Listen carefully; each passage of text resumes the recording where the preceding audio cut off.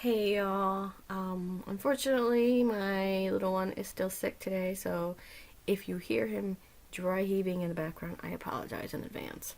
So I'm here today.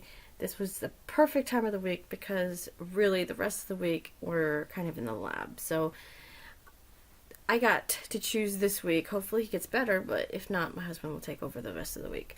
So what we're going to be doing today is finishing up our lecture.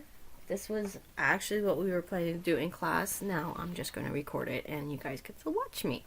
So the first part, we are going to finish up our grain notes, which looks like this.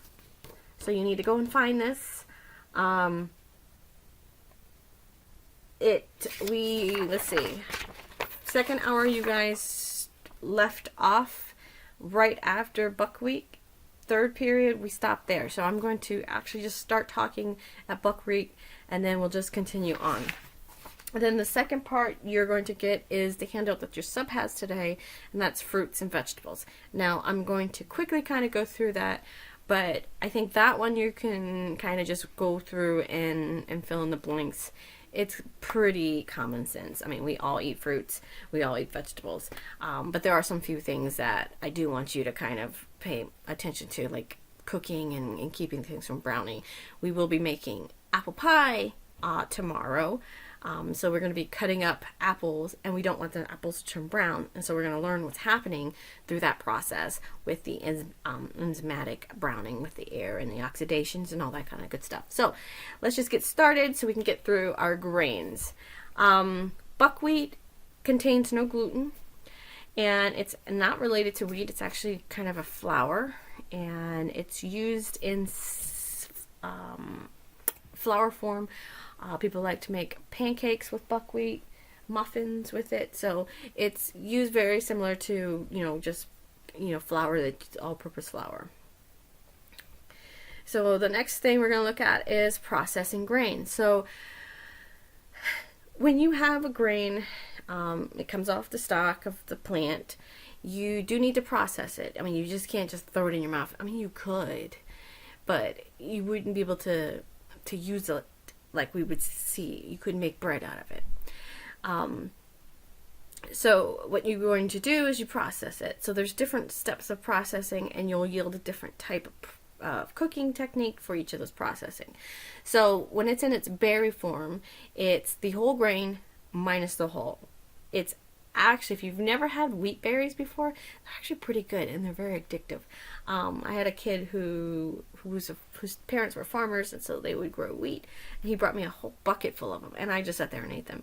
I can't explain what the flavor is. It's kind of like eating a popcorn kernel. It's like really hard, but anyway, so that's the berry form. The hull has been removed, and it's just left with the bran, the endosperm, and the germ. It's all the good stuff in there.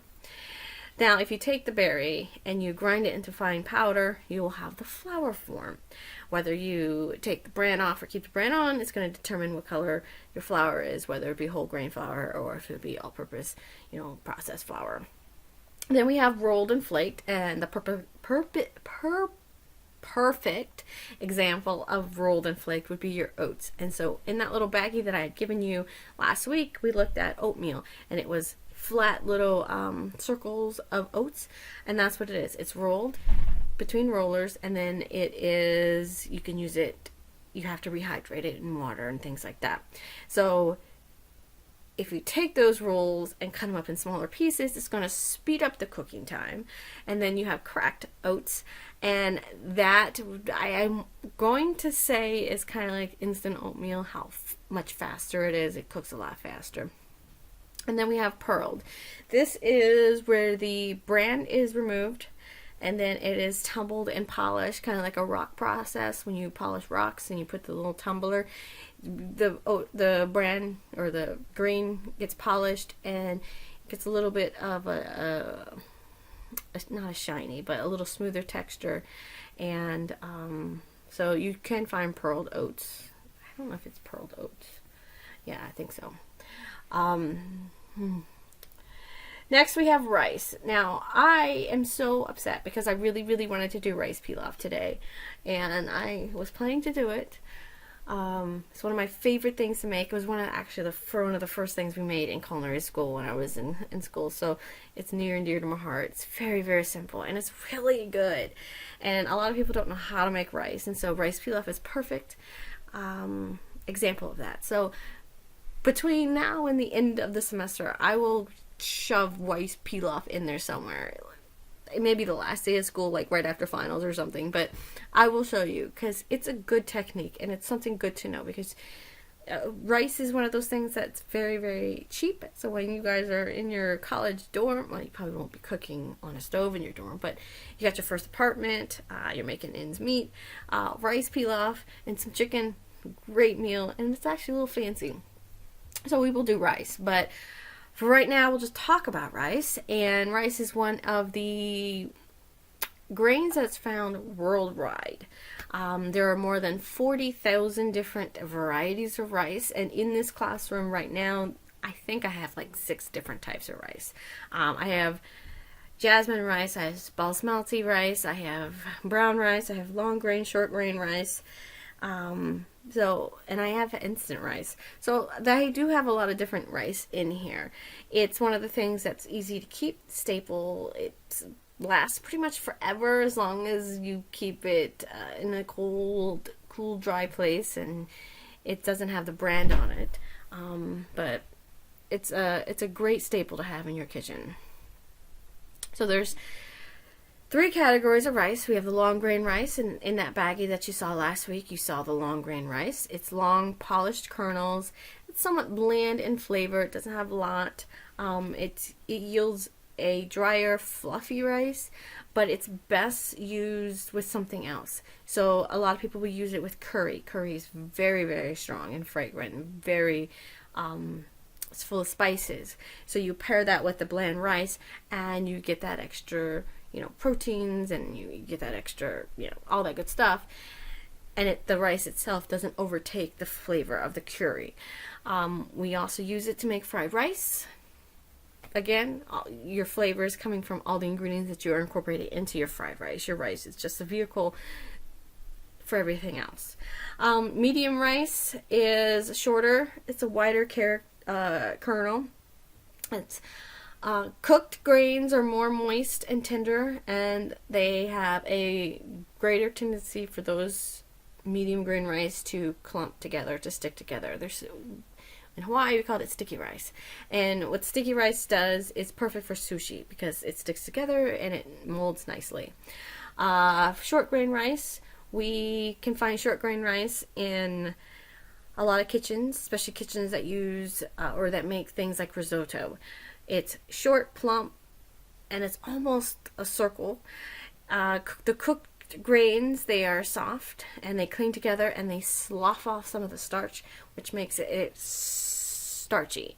And so if you've ever had risotto or if you've ever made risotto, you know exactly what that process does with the rice. It breaks it down and it makes it a nice creamy texture.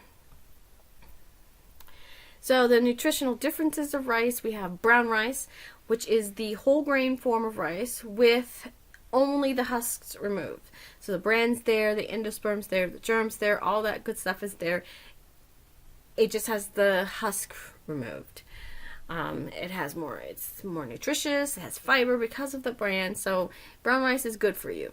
Parboiled rice, it's steamed, and then